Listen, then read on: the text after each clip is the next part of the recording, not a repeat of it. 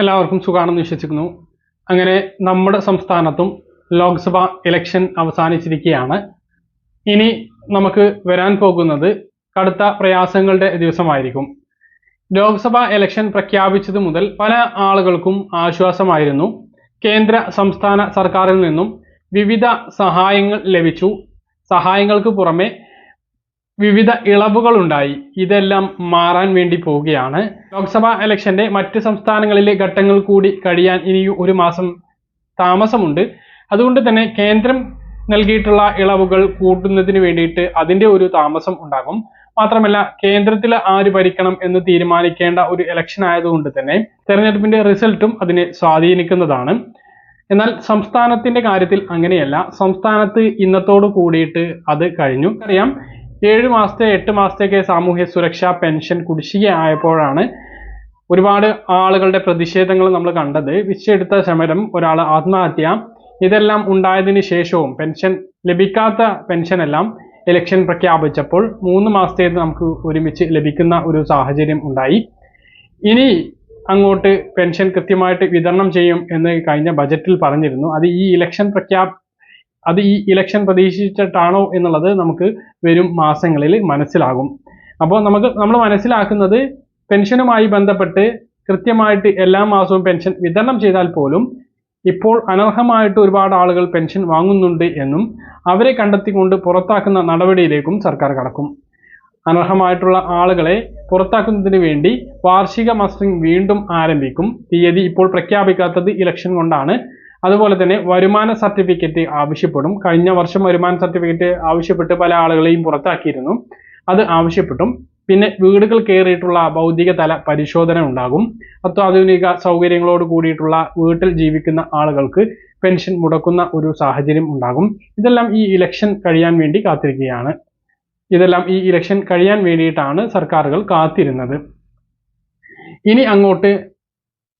ഇനി അങ്ങോട്ട് ട്രാക്ക് മാറ്റിപ്പിടിക്കും. അടുത്ത 6 മാസം ഇത് ഇങ്ങനെ തന്നെ ആയിരിക്കും. 6 മാസം കഴിഞ്ഞാൽ അടുത്ത ഇലക്ഷന്റെ ഒരു സമയത്തിലേക്ക് നമ്മൾ കടക്കുകയാണ്. പഞ്ചായത്ത് ഇലക്ഷന്റെ സമയത്തിലേക്ക് 2025 പിറക്കുന്നതോടുകൂടി നമ്മൾ കടക്കുകയാണ്.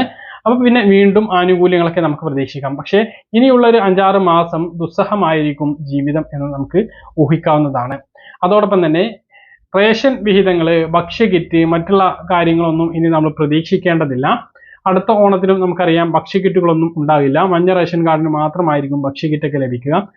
മറ്റ് വിഹിതങ്ങൾ തന്നെ കിട്ടിയെങ്കിൽ കിട്ടി എന്നേ പറയാനാകൂ എന്നുള്ള സ്ഥിതിയാണ് ഇപ്പോഴത്തെ ഒരു കാര്യം വെച്ച് പറയാനുള്ളത്. എന്നാൽ പഞ്ചായത്ത് ഇലക്ഷൻ ആകുമ്പോഴേക്കും അതിലൊരു മാറ്റം വരും. ഇപ്പോൾ നമ്മൾ ഇലക്ഷൻ കഴിഞ്ഞതുകൊണ്ട് തന്നെ ഇനി അങ്ങോട്ട് എന്തായിരിക്കും എന്ന് നമ്മൾ കാത്തിരിക്കേണ്ട കാര്യമാണ്. നമുക്കറിയാം, പരാതി പറഞ്ഞിട്ടും അനർഹമായ മുൻഗണനാ റേഷൻ കാർഡുകൾ പരിശോധിക്കാതെയാണ് കഴിഞ്ഞ ദിവസങ്ങളിലെല്ലാം കടന്നുപോയത്. അതിനെല്ലാം മാറ്റം വരും. അനർഹമായ മുൻഗണനാ കാർഡുകളെ കുറിച്ചുള്ള പരാതികൾ ലഭിച്ചാൽ ഉടനടി പരിശോധന നടത്തും. മുമ്പ് ലഭിച്ചിട്ടുള്ള പരാതികളിലും പരിശോധനയുണ്ടാവും. അനർഹമായി കണ്ടെത്തിയ കാർഡുകൾ പിടിച്ചെടുക്കുകയും പിഴ ഈടാക്കുകയും ചെയ്യും. ഇങ്ങനെയുള്ള നടപടികളിലേക്ക് കടക്കും. എന്നാൽ ഇനി ഒരു മാസം കഴിയുമ്പോൾ നിലവിലെ ഭരണം തുടരുകയാണ് എങ്കിൽ നമ്മൾ പ്രതീക്ഷിക്കാം ഗ്യാസിന്റെ വില പഴയതുപോലെ കൂടും. ഇപ്പോൾ കുറച്ച് 300 അല്ല, അതിലും കൂടുതൽ കൂടാൻ സാധ്യതയുണ്ട്. കാരണം പശ്ചിമേഷ്യൻ രാജ്യങ്ങളിലെ യുദ്ധം കാരണം ഇന്ധന വിലയിൽ വന്നിട്ടുള്ള വർധനവ് ചൂണ്ടിക്കാണിച്ചുകൊണ്ട് തന്നെ വൻതോതിൽ ഇലക്ഷൻ കഴിഞ്ഞാൽ ഇന്ധന വിലയും ഗ്യാസിന്റെ വിലയും കൂടും. ഇത് പെട്രോൾ ഡീസലിന്റെ കാര്യം പറയുകയാണെങ്കിൽ 15 രൂപ വരെ കൂടാനുള്ള സാധ്യതയാണ് കാണുന്നത്. കാരണം കഴിഞ്ഞ 2 വർഷം മുമ്പ് ഒരുപാട് സംസ്ഥാനങ്ങളിലെ ഇലക്ഷൻ തുടങ്ങുന്നതിന് മുമ്പാണ് 10 രൂപ കേന്ദ്ര സർക്കാർ കുറച്ചത്. 8 രൂപയാണ് കുറച്ചത്. അത്രയും തുക സംസ്ഥാനങ്ങളോട് കുറക്കാൻ പറഞ്ഞു. നമ്മുടെ സംസ്ഥാനത്ത് കുറച്ചില്ല എന്ന് മാത്രമല്ല, പെൻഷൻ സെസ് എന്നൊക്കെ പറഞ്ഞിട്ട് 2 രൂപ കൂട്ടുന്ന ഒരവസ്ഥയാണ് നമ്മുടെ സംസ്ഥാനത്തുണ്ടായത്.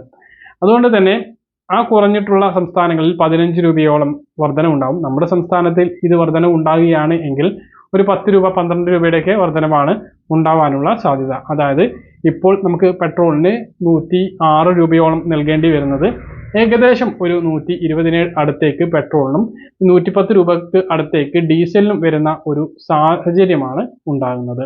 അപ്പോൾ ഇങ്ങനെയുള്ള തിരിച്ചടികൾ നമുക്ക് വരാൻ വേണ്ടിയിട്ട് പോവുകയാണ്. മറ്റ് അടികൾ എന്തൊക്കെയാണ് എന്ന് വരും ദിവസങ്ങളിലേ അറിയാൻ കഴിയും.